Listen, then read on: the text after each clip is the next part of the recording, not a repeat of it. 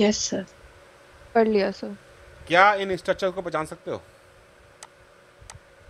इनके नाम क्या है? Yes sir. Yes sir. Yes sir. First कौन है?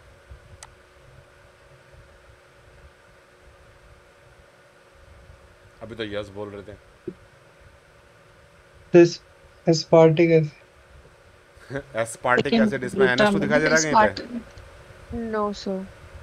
भैया नोट ये अमीनो एसिड नहीं है, ये एक्स प्रोडक्ट्स हैं। मेटाबॉलिक इंटरमीडिएट्स हैं ये। यस जैसे कि ये वाला जो डायग्राम है, ये डायग्राम का नाम है पायरुवेट। सर, ये पायरुवेट है। ठीक है, इसका नाम है सक्सिनिल कोएंजाइम ए। इसका नाम है ऑक्सैलोएसीटेट। ऑक्सैलोएसीटेट। इसका नाम है सिट्रिक एसिड। कम ऑन, ये टीसी साइकिल के हैं भाई।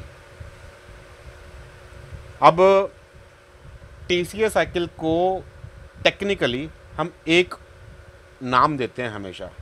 जैसे glycolysis is a catabolic pathway, तो टीसीए कैसी होती है पाथवे?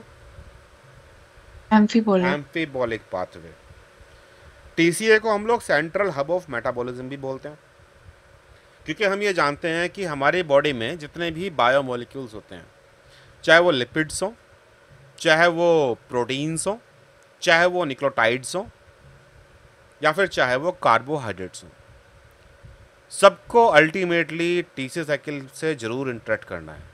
मतलब शुरुआत भी यहीं से है और ख़त्म भी सब यहीं से है। तो जब हम लोग ये बात कर रहे हैं कि हमारे सामने कुछ इंटरमीडिएट्स दिए गए हैं और हमें बताया गया है कि कौन सा इंटरमीडिएट कौन सा अमीनो एसिड बनाता है, तो नो डाउट हम लोग वो एम्फीबॉलिक पाथवे वाली नेचर की बात कर रहे हैं। और जब हम लोग अमीनो एसिड सिंथेसिस चैप्टर में पढ़ते हैं, आपको याद होगा कि हमने अमीनो एसिड कैटाबॉलिज्म भी पढ़ा हुआ है और अमीनो एसिड का सिंथेसिस पढ़ा हुआ है। तो हम लोगों ने वहाँ पढ़ा था कि कौन कौन से कार्बोहाइड्रेट्स या फिर कौन कौन से कीटो एसिड्स ऐसे होते हैं जो अमीनो एसिड की सिंथेसिस करते हैं। जैसे कि पायरुविक एसिड के बारे में तो आपने बहुत बार पढ़ रखा है कि पायरुविक एसिड ने NH2 लिया और ये बन गया, क्या बना वो NH2 लेकर के? एलेनिन। अलानिन। हम ये भी जानते हैं कि टीसी साइकिल में 6 कार्बन के, 5 कार्बन के और 4 कार्बन के इंटरमीडिएट पाए जाते हैं। तो जब भी कभी आपके सामने कुछ कन्फ्यूज़न हो तो पहली बात तो कार्बन नंबर भी काउंट कर लो। 1 2 3 4 5 6, ये 6 कार्बन का है। 1 2 3 4, ये 4 कार्बन का है। 1 2 3 4 5, ये 5 कार्बन का है। और ये 3 कार्बन का है। तो जब हम लोग ये डायग्राम पढ़ रहे होते हैं तो साथ में हमारे सामने टीसी साइकिल भी आती है, और उसमें हमने जो 6 कार्बन के मेंबर दिख रखे हैं, 6 कार्बन का एक तो ये है सिट्रेट और एक है एसिट्रेट, 6 कार्बन। फिर उसके बाद एक CO2 निकल गया, बचे कितने? 5 कार्बन। फिर एक सर, CO2 और निकल गया, बचे कितने? 4 कार्बन। 4 मैंने कार्बन। सक्सेस को 5 कैसे काउंट कर दिया अभी? 1 2 3 4 5, यहाँ 5 ही तो दे रखे हैं।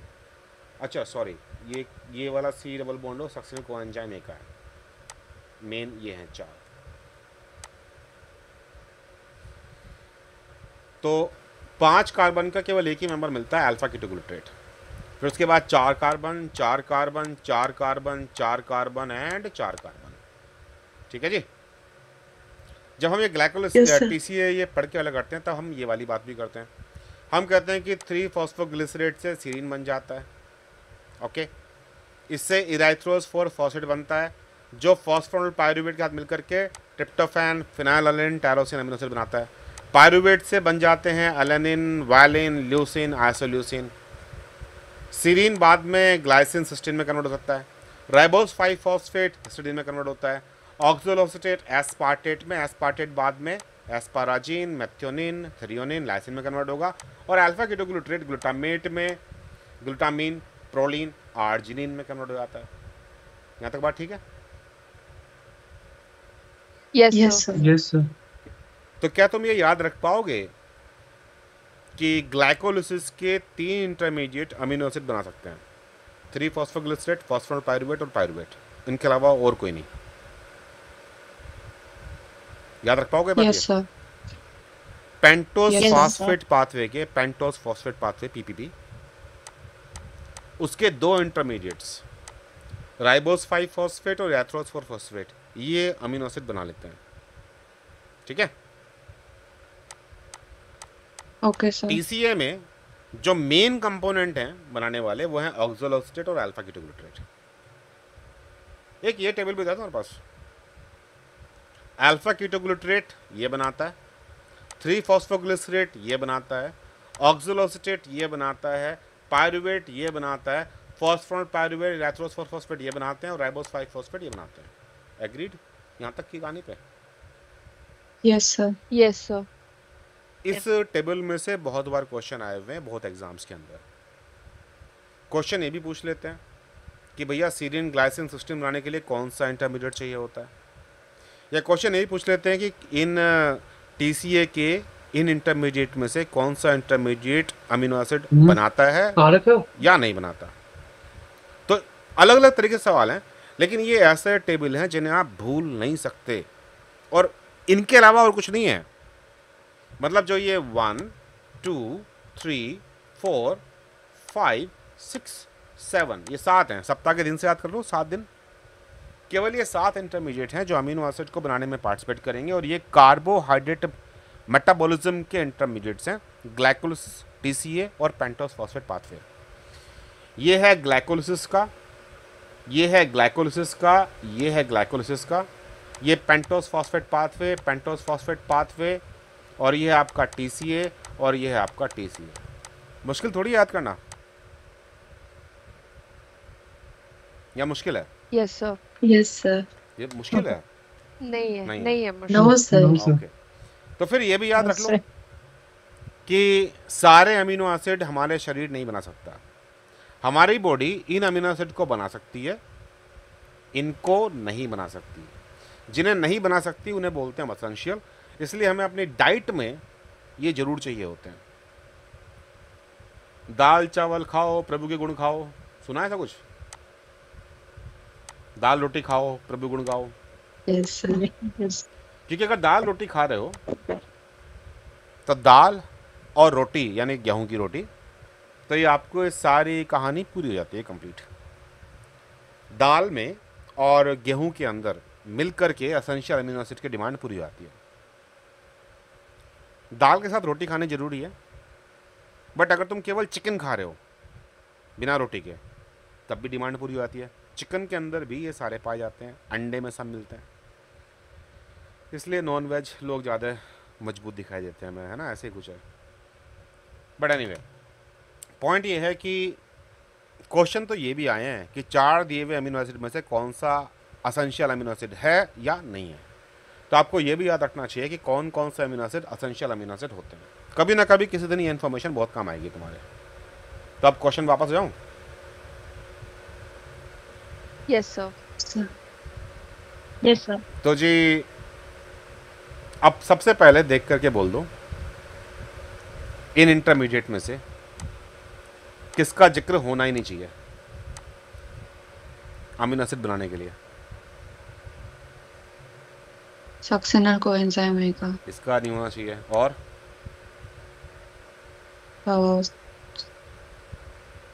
Citric acid. Citric citric acid. Acid का नहीं होना चाहिए। तो जहाँ जहाँ इन्होंने 1 की बात करी है या 3 की बात करी है, ये तो कहानी खत्म हो गई, क्योंकि ये तो अमीनो एसिड बनाते ही नहीं है। ठीक है जी। तो जिस ऑप्शन में ए है वो गया, Yes, sir. Yes, sir. और जिस ऑप्शन में सी है वो भी गया, बचा गया बी और D. Yes, sir. B Yes, है sir. आपका 4th पायरुवेट का। Pyruvate alanine, valine, leucine, isoleucine बनाता है, याद है। Yes, sir. और डी जो है आपका, डी है ऑक्सोलोस्टेट। ऑक्सोलोस्टेट बनाएगा आपका मैथ्योनिन, थ्रियोनिन, लाइसिन। Yes, sir. ऑक्सोलोस्टेट बनाएगा आपका मैथ्योनिन, थ्रियोनिन, लाइसिन, एस्पाराजिन, एस्पार्टेट। तो मतलब अगर तुम्हें केवल ये भी पता हो कि कौन से इंटरमीडिएट इन्वॉल्व ही नहीं होते तब भी ये क्वेश्चन सॉल्व हो सकता है। अब सवाल मतलब टेक अवे पॉइंट क्या है? ऐसे क्वेश्चनों को सॉल्व करने के लिए क्या आपको पता होना चाहिए?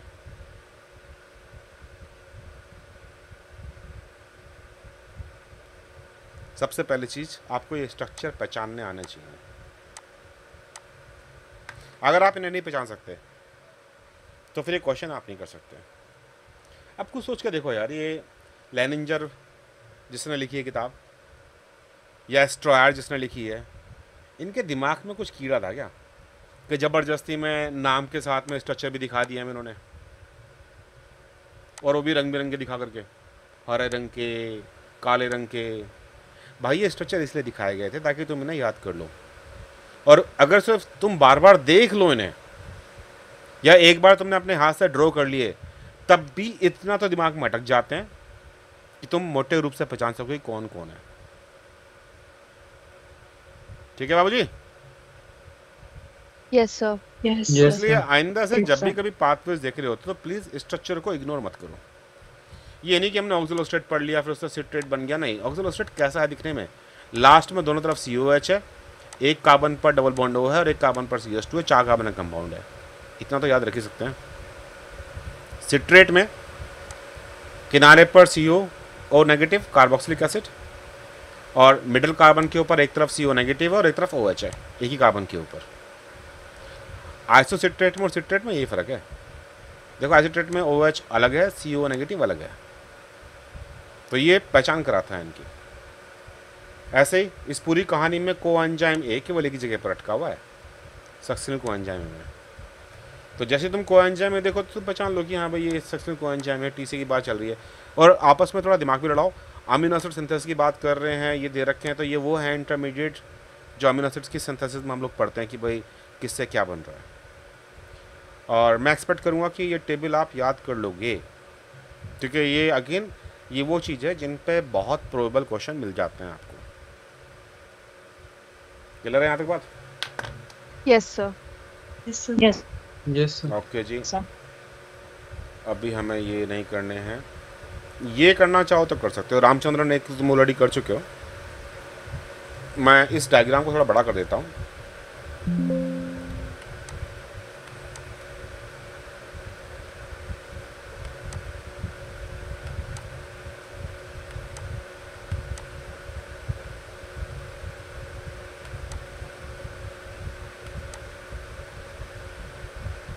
ठीक है, इतना काफ़ी रहेगा। क्लियरली विजिबल अभी? Yes, Yes, sir. sir. अब पहले क्वेश्चन पढ़ Yes, लो। sir.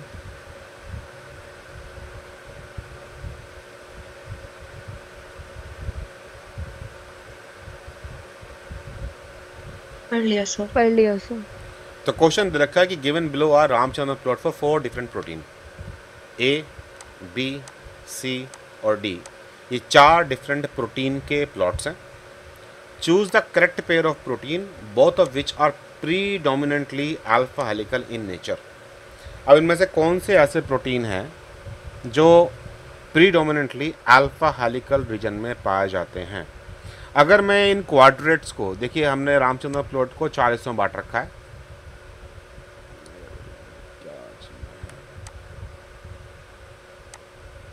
मान लीजिए यह है क्वाड्रेट नंबर 1, यह है 2, यह है 3, यह है 4। तो कौन से क्वाड्रेट में अल्फा हेलिकल की वैल्यू पाई जाती हैं? और जब आपसे केवल Sir, अल्फा first हेलिकल बोला जाए तो बाय डिफॉल्ट मान के चलिएगा कि राइट हैंडेड। हाँ जी बोलिए। सर फर्स्ट फर्स्ट वाले में क्वाड्रेंट। बीटा स्ट्रैंड की वैल्यू कहाँ पाई जाती है? Sir second stand. और लेफ्ट हैंडेड अल्फा हेलिकल की वैल्यू कहाँ सेकंड मिलती है? क्वाड्रेंट। सर थर्ड में। थर्ड। देखिए ये आपके सामने इसकी वैल्यूज़ को याद रखिएगा। ये 1, ये 2, ये 3, ये 4 अगर मैं कह रहा हूँ तो 1 वाले हिस्से में है राइट हैंडेड अल्फा हेलिक्स, 2 वाले में है बीटा शीट्स, और थर्ड वाले के अंदर है लेफ्ट हैंडेड अल्फा हेलिक्स, और फोर्थ वाला ब्लैंक है। फोर्थ वाले में किसी की वैल्यू नहीं है। ये स्टैंडर्ड पेप्टाइड्स की बात कर रहे हैं। अगर आप पॉलीग्लाइसिन स्टैंड लेते तो आपको यहाँ भी मिल जाती हैं वैल्यूज़। नाम क्या होता है वो हमें नहीं पता। तो अब इस डायग्राम में ये जो डॉट्स हैं, ये मान के चलिए कि जो ब्लू डॉट्स आपको दिखाई दे रही हैं, चारों डायग्राम में ब्लू डॉट का नंबर सेम है। ठीक है, ये मान के चलिए। बस कहानी क्या है कि कुछ डायग्राम में ब्लू डॉट कि कंसंट्रेशन 2-3 जगह बटी हुई है, और कुछ डायग्राम में मेजॉरिटी ऑफ ब्लू डॉट्स किसी एक ही रीजन में है। तो इनमें ये देख के बताइए ए, बी और सी और डी, इनमें से कौन से ग्राफ ऐसे हैं जिनमें लगभग सभी blue dots alpha helical region में अवेलेबल है? सर सी में। CMD। C and D. क्योंकि सी यहाँ आपके एंड पास देखो ना, क्वेश्चन में ऑप्शन 2 दे रखे हैं, तो आपको 2 ढूंढने हैं कि 2 सबसे ज़्यादा रिच कौन से हैं। तो ऑफकोर्स ज़्यादातर डॉट यहाँ पर है, ज़्यादातर डॉट यहाँ पर है, एज कंपेयर टू इनके जहाँ पर डॉट 2 हिस्सों में बिखरी पड़ी हैं। तो प्रीडोमिनेंटली उन्होंने पूछा था कि majority of protein alpha helical nature के होने चाहिए, तो ऐसा है मेरे पास सी एंड डी। इजी है, यस सर। बशर्ते कि हमें ये Yes, याद sir. रहे।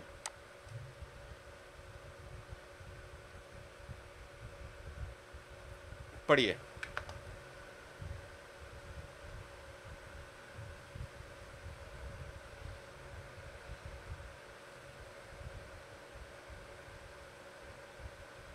पढ़ लिया सर। पढ़ लिया सर। सपोज करो कि तुम्हारा कोई छोटा भाई है, ओके, और तुम्हारा छोटा भाई किसी से लड़ाई कर रहा है, तू मैं बोले जा रहा है, बोले जा रहा है, बोले जा रहा है, और तुमने उसकी कमर पर थपथपाया, तो छोटे भाई के लिए मैसेज क्या है? तो और कर। शाबाश। नहीं। हम उसे पॉजिटिव प्रमोट कर रहे हैं। हमने उसकी चेस्ट पे हाथ रख के पुश किया, मैसेज क्या है? Back of. बैक ऑफ, रुक जा। स्टॉप। ना मत कर। Got the point? बायोकेमिस्ट्री की पाथवेज इस सिंपल से प्रिंसिपल पे काम करती हैं। आगे से कोई आएगा तो प्रोसेस को रुकने के लिए बोलेगा, पीछे से कोई आएगा तो प्रोसेस को करने के लिए बोलेगा। ये बात याद रहेगी? Yes sir. बहुत सिंपल सी चीज। Yes sir. मतलब कल अगर चल के तुम्हारे सामने कभी कंफ्यूजन क्रिएट हो जाए कि अननोन चीज़ है, मान लीजिए कि ए से बी बना, बी से सी बना, सी से डी बना, और डी ने ए बी के बीच में कुछ कहा, तो जो वो कहेगा पॉसिबली वो कहेगा रुक जाओ, ठीक है? यस अक्सर ऐसा होता है, हमेशा ऐसा होगा मैं ये नहीं बोल रहा, लेकिन मेजॉरिटी ऑफ केसेस में ऐसा देखने को मिलेगा। अगर ए ने सी और डी के बीच में कुछ कहा तो पॉसिबली वो बोलेगा, क्या बोलेगा? Promote Activate. करेगा। Activate, activate, promote, positive, regulate. ये सिंपल सा प्रिंसिपल है बायोकेमिकल पाथवेज का। अब जैसे एक एग्जांपल लेते हैं हम लोग, ग्लूकोज से ग्लूकोज 6 फॉस्फेट बना, इससे फ्रक्टोज 6 फॉस्फेट बना, इससे फ्रक्टोज 1,6 बिसफॉस्फेट बना, इससे डाई हाइड्रोक्सी एसीटोन फॉस्फेट और ग्लिसरल्डिहाइड 3 फॉस्फेट बना। बाद में DHAPB ग्लिसरल्डिहाइड 3 फॉस्फेट बन गया। और फिर ये दोनों अलग अलग चल रहे हैं, लेकिन मैं एरो की दिखा रहा हूँ। ये 2PGA बने, फिर फॉस्फोरल पायरुवेट बने, फिर पायरुवेट बने। कुछ मोरलेस ऐसी है बात, राइट? अगर फ्रक्टोज 1,6 बिसफॉस्फेट इस स्टेप के ऊपर असर दिखाएगा तो वो असर पॉजिटिव होगा या नेगेटिव होगा? पॉजिटिव। Positive, positive. ठीक है।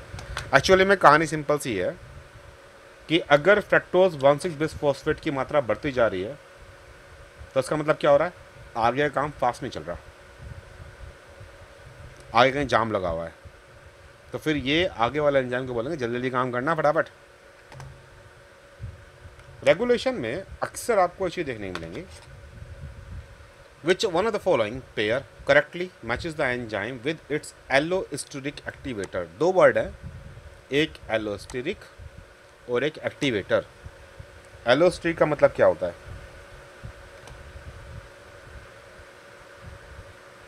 तो जो एंजाइम की मतलब एक्टिव साइट के अलावा किसी दूसरी साइट पर बाइंड करके उसकी एक्टिविटी को रेगुलेट करे, पॉजिटिव या नेगेटिव मैनर में। एलोस्टिक का पहला मतलब है कि जो भी कोई मॉलिक्यूल है that will physically interact with enzyme, right.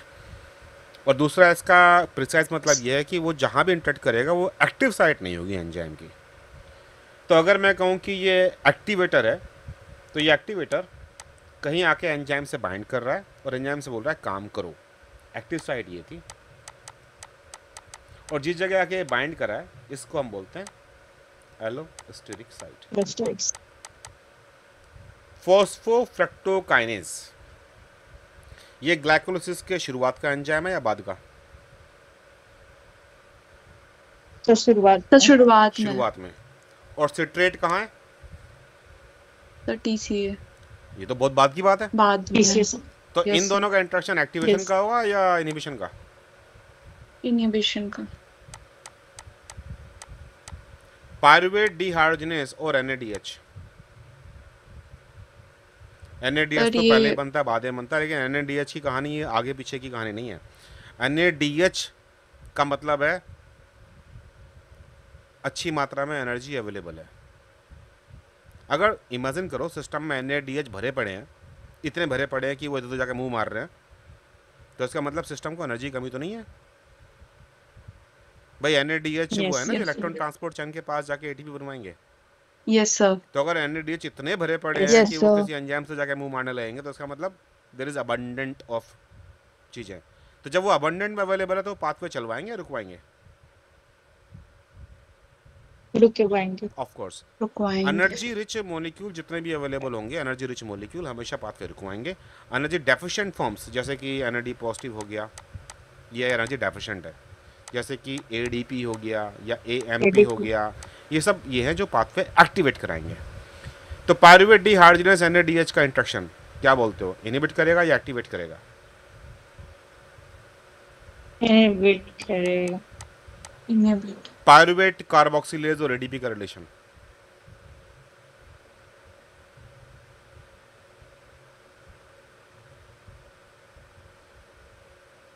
Activate. Activate करेगा। हाँ हाँ हाँ। अभी इस Yes, पे हम sir. क्वेश्चन मार्क लगाए थे। सर ये कंफ्यूजन है। कंफ्यूजन है सर। असल में ADP कभी पार्टिसिपेट नहीं करता, या तो ATP करता है या AMP। स्टोरी सिंपल सी है, बड़ी मस्त स्टोरी है। ATP का फेट क्या है? ATP और PI। एनर्जी मिल गई, लेकिन इस एनर्जी Yes, मिलने के sir. प्रोसेस में धीरे धीरे एनवायरनमेंट में ADP की मात्रा बढ़ती जा रही है और सेल को लगातार एनर्जी चाहिए। तो सेल क्या करेगा, 2 ADP जोड़ करके ATP प्लस AMP बना देगा। तो एक्चुअली में जो ये 3 स्पीशीज हैं, ATP, ADP और AMP, केवल इन 2 की मात्रा कम या ज़्यादा होती है, बीच वाले की मात्रा कांस्टेंट ही रहती है लगभग। ठीक है। तो energy deficiency Yes, sir. Condition में सारा ADP AMP में कन्वर्ट हो जाएगा। तो जो AMP है ये है रेगुलेटर, ADP नहीं है। तो से थर्ड वाली कहानी ये है। अब लास्ट बचा पायरुवेट काइनेज और fructose 1,6 bisphosphate. Pyruvate kinase glycolysis Sir, की ये- शुरुआत में, लास्ट में, सर लास्ट में। और फ्रक्टोज 1,6 बिसफॉस्फेट सर शुरुआत में। शुरुआत में। तो ये पीछे से आया है, ये है वो एक्टिवेटर जिसको हम ढूंढ रहे थे। फ्रक्टोज 6 फॉस्फेट से फ्रक्टोज 1,6 बिसफॉस्फेट बनना, ये आपका थर्ड स्टेप है ग्लाइकोलाइसिस का। आगे से आने वाला सिट्रेट इनहिबिट करता है। यहीं इसी स्टेप के पास में एक रिएक्शन और होती है फ्रक्टोज 2,6 बिसफॉस्फेट की, ये एक्टिवेटर है इसका। AMP ADP, हालांकि ADP डायरेक्ट रोल नहीं निभाता, लेकिन AMP एक्टिवेटर है और ATP इनहिबिटर है। ATP इसलिए इनहिबिटर है क्योंकि ऑलरेडी ATP है, तो जरूरत क्या है ग्लाइकोलाइसिस करने की। ये है आपका लास्ट एंजाइम ग्लाइकोलाइसिस का। तो ये मल्टीपल तरीके से रेगुलेट होता है। हाई ब्लड ग्लूकोज का लेवल भी इसे रेगुलेट करता है, यानी कि ग्लूकागन और इंसुलिन का भी यहाँ पे कंट्रोल है। उस केस में ये डायरेक्ट एंजाइम को फॉस्फेट लगा देते हैं। फॉस्फेट लगी हुई फॉर्म जो है लेस एक्टिव है और फॉस्फेट हटी हुई फॉर्म एक्टिव है, यानी कि पायरुवेट काइनेस के ऊपर अगर फॉस्फेट लगा दिया जाए तो पायरुवेट काइनेस काम नहीं करेगा, ग्लाइकोलाइसिस रुक जाएगा। ऐसा कब होगा? जब ब्लड में ग्लूकोज का लेवल कम हो। अगर ब्लड में ग्लूकोज का लेवल कम है तो ग्लाइकोलाइसिस पाथवे को रोक दिया जाता है। क्यों? क्योंकि ग्लूकोज का काम है विस्कोसिटी को मेंटेन एग्जैक्टली, करना। क्योंकि ग्लूकोज का ओके। मेन काम है ब्लड की विस्कोसिटी को मेंटेन करना, एनर्जी देना उसका मेन काम नहीं है। तो एक तो कंट्रोल ये है इसका, इससे आप बोल सकते हो हार्मोनल कंट्रोल। दूसरा कंट्रोल एलोस्टेरिक कंट्रोल है, जिसमें फ्रक्टोज 1,6 बिसफॉस्फेट जो कि पीछे से आया एक्टिवेटर है, एटीपी और एलानिन ये इसके इनहिबिटर हैं। एलानिन का इस कहानी से कोई संबंध नहीं है डायरेक्ट, लेकिन अगर पायरुवेट अधिक मात्रा में है तो वो आसपास से NH2 लेकर के पायरुवेट पर अगर NH2 ग्रुप जोड़ दो तो ये एलानिन बन जाता है। एलानिन और पायरुवेट में केवल एक NH2 ग्रुप का फर्क है। ये बात समझ में आ गई या नहीं आई? यस सर, समझ आ गई। Yes, तो sir. जो इस Yes, वाले sir. पार्ट में आपको अपने आप को रेडी करना है रेगुलेशन के पॉइंट ऑफ व्यू से, तो ग्लाइकोलिसिस के जो ये दो एंजाइम्स हैं, फॉस्फोफ्रक्टोकाइनेस और पायरुवेट काइनेस, ये ग्लाइकोलिसिस के एंजाइम है, और ये है ग्लूकोनियोजेनेसिस के एंजाइम्स। ये वो स्टेप हैं जिनको रेगुलेट किया जाता है, तो ये आपको याद रहने चाहिए। और बाकी सब चीज़ लॉजिकल है, वही लॉजिक जो मैंने आपसे कहा। आगे वाला जो है वो पीछे वाले को बोलेगा रुक जा, और अगर पीछे से आई है बात तो वो आगे वाले को बोलेगा चल भाई आगे बढ़।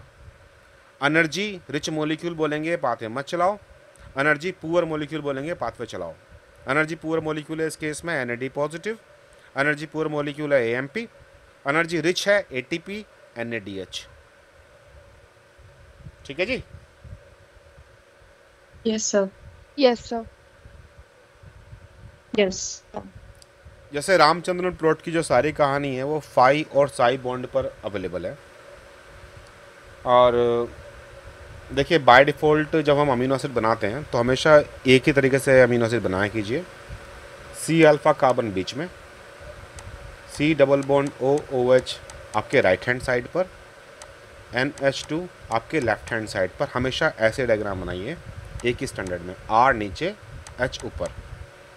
ये आपके अपने भले के लिए बोल रहा हूँ मैं।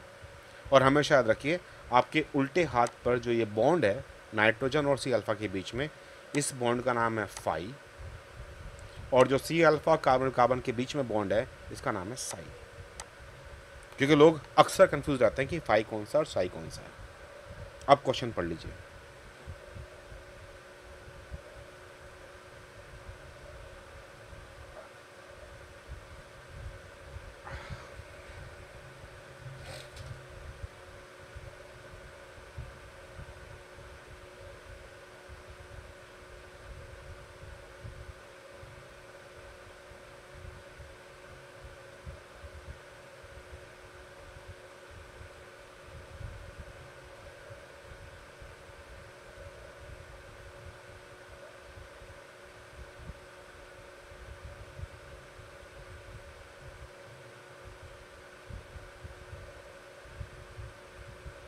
पढ़ लिया सर।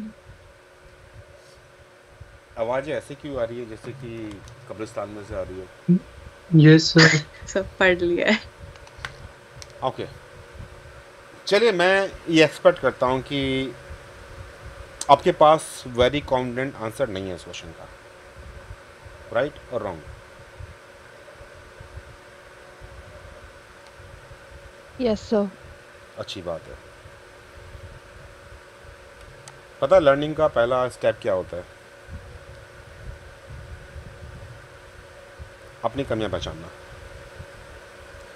मान लीजिए A से जुड़ा हुआ है B, B से जुड़ा हुआ है C, C से जुड़ा हुआ है D और D से जुड़ा हुआ है E। ओके, और मैं इन दो बॉन्ड की बात कर रहा हूँ। तो ये बॉन्ड कितना रोटेट करेंगे और कितना रोटेट नहीं करेंगे ये किन पर डिपेंड करेगा।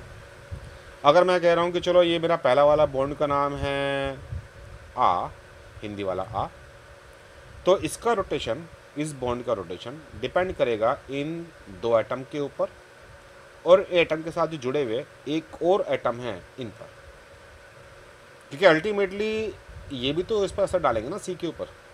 डी सी पर असर डाल रहा है और ए बी पर असर डाल रहा है, तो बी और सी का बिहेवियर कैसा होगा वो इन चारों का मिला करके होगा।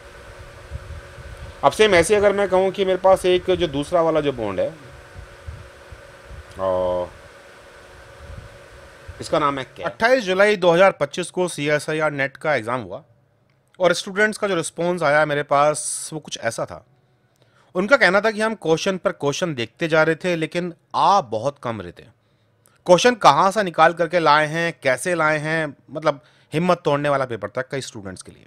और अल्टीमेटली सवाल ये भी था कि सिलेबस के क्वेश्चन थे या कहीं और से, और सिलेबस में इतने सारे इंपॉर्टेंट बातें छोड़ करके वो क्वेश्चन कहाँ कहाँ से निकाल करके लाए। देखिए पिछले कुछ सालों में एग्ज़ाम का पैटर्न काफ़ी बदला है। क्वेश्चन अब अलग तरह के आते हैं, टाइम भी कम है क्योंकि उसके अंदर काफ़ी सारा डाटा भी अवेलेबल होता है। तो जो स्टूडेंट ज़्यादातर एक प्रॉब्लम फेस कर रहे हैं वो ये है कि टाइम मैनेजमेंट नहीं हो पा रहा और उन्हें क्वेश्चन समझ में भी नहीं आ रहे। इसी चीज़ को तोड़ने के लिए हम लोगों ने एक सीरीज़ लॉन्च की है जिसका नाम है सॉल्व लाइक अ प्रो। ये CSIR net JRF preparation series है। यहाँ हम लोग एग्ज़ाम की प्रिपरेशन करेंगे लेकिन क्वेश्चनों के थ्रू। हम स्टार्ट करने वाले हैं सीरीज़ को 23 अगस्त 2025 से। आप भी सीरीज़ का पार्ट बन सकते हैं व्हाट्सएप करके 9013902981। सवाल ये भी होगा कि हम यहाँ क्या करने वाले हैं, तो चलिए डिटेल्स भी देख लेते हैं। पहली बात तो ये है कि हम सारे क्वेश्चंस को जो पिछले सालों में आए हैं हम उन्हें यूनिट वाइज अलग अलग कर देंगे। यूनिट नंबर 1 के क्वेश्चन अलग हैं, 2 के अलग हैं, 13 तक ऐसे अलग कर लेंगे हम लोग। फिर इन क्वेश्चनों को हम सॉल्व करना शुरू करेंगे वीक में 4 से 6 घंटे लगा करके। ये सारे लाइव सेशन के थ्रू होंगे वीडियो क्लास में। इवनिंग आवर्स में हम लोग करेंगे ऑनलाइन क्लास और यहाँ पे हम सॉल्यूशन देखेंगे, क्वेश्चन को पढ़ना सीखेंगे, फास्ट कैसे क्वेश्चन करा जाता है ये सब सीखने वाले हैं हम लोग, सॉल्यूशंस को पूरे डिटेल इन्फॉर्मेशन के साथ। इंटरेक्शन 1 to 1 होगा। बीच में तुम्हें कोई बात समझ में नहीं आई तो तुम्हारा माइक ऑन करके बोल सकते हो, चैटिंग की जरूरत नहीं है। ये लाइव सेशन है जैसे स्काइप पर होते हैं उस टाइप के सेशंस, और साथ में हम लोग आपकी हेल्प भी करने वाले हैं आपके टॉपिक्स को प्रिपेयर करने के लिए। अब जैसे एग्जाम्पल के रूप में अभी जो ये 28 जुलाई वाला एग्जाम था इसमें यूनिट नंबर 1 में कौन कौन से क्वेश्चन आए थे, तो क्वेश्चन नंबर 65 जिसमें रामाचंद्रन मैप की बात की गई थी, ये क्वेश्चन यूनिट नंबर 1 का था। इसके अलावा PKA की बात कर रखी थी तो ये भी यूनिट नंबर 1 का क्वेश्चन है, यूरिया साइकिल, और इसके साथ ही ट्रांसफर आरएनए के मॉडिफिकेशंस। सिमिलरली सेक्शन C के अंदर हमने देखा कि जो ये Vmax और Kcat वाली टर्न ओवर नंबर वाली कहानी है ये यूनिट नंबर 1 का क्वेश्चन था। इसके अलावा एक वाटसन क्रिक GC पेयरिंग पर लेकर के कुछ कैलकुलेशंस थी और pH को लेकर कैलकुलेशन थी। साथ ही हमारे पास एक माई आरएनए की सीक्वेंस दी गई थी और टारगेट आरएनए में ढूंढने के लिए कहा गया था उसके लोकेशन को, और साथ में हमें प्रोटीन की थर्मोस्टेबिलिटी के लिए ग्राफ दिए गए थे।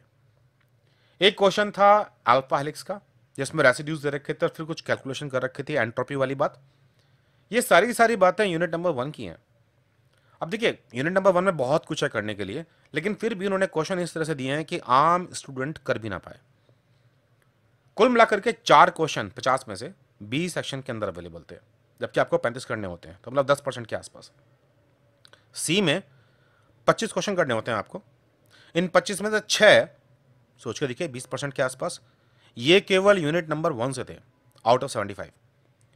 तो अगर हम स्ट्रेटजी के साथ प्लानिंग करके अपने एग्जाम की प्रिपरेशन करेंगे, अभी हमारे पास 6 महीने का टाइम है एग्जाम के लिए, तो 6 महीने में हम लोग जहां एक तरफ आप अपनी पढ़ाई कर रहे हैं तो दूसरी तरफ आप क्वेश्चनों को करना भी सीख जाओगे। भाई आप पढ़ के तो जा रहे हो लेकिन आप 3 घंटे में पेपर सॉल्व नहीं कर पा रहे, क्वेश्चन आपको समझ में नहीं आ रहे, तो आप अपनी जानकारी का इस्तेमाल नहीं कर पा रहे। तो एक तरह का बूस्टर कोर्स है ये, जहां पे आपको चांस मिलता है कि आप एग्जाम वाले दिन बढ़िया परफॉर्म कर सको, रहते हुए टाइम में सारे क्वेश्चन कर लो और अल्टीमेटली आप कहो कि भाई हमारी तैयारी बढ़िया थी और हमारा पेपर बढ़िया गया है। तो कोर्स का नाम है solve like a pro, CSIR net JRF exam prep series है। 23 अगस्त 2025 से शुरू हो रहा है और कोर्स को ज्वाइन करने के लिए आपको मुझे व्हाट्सअप करना है 9013902981। चलिए फिर जल्दी मिलते हैं इस कोर्स की तैयारी में, तब तक के लिए बाय बाय।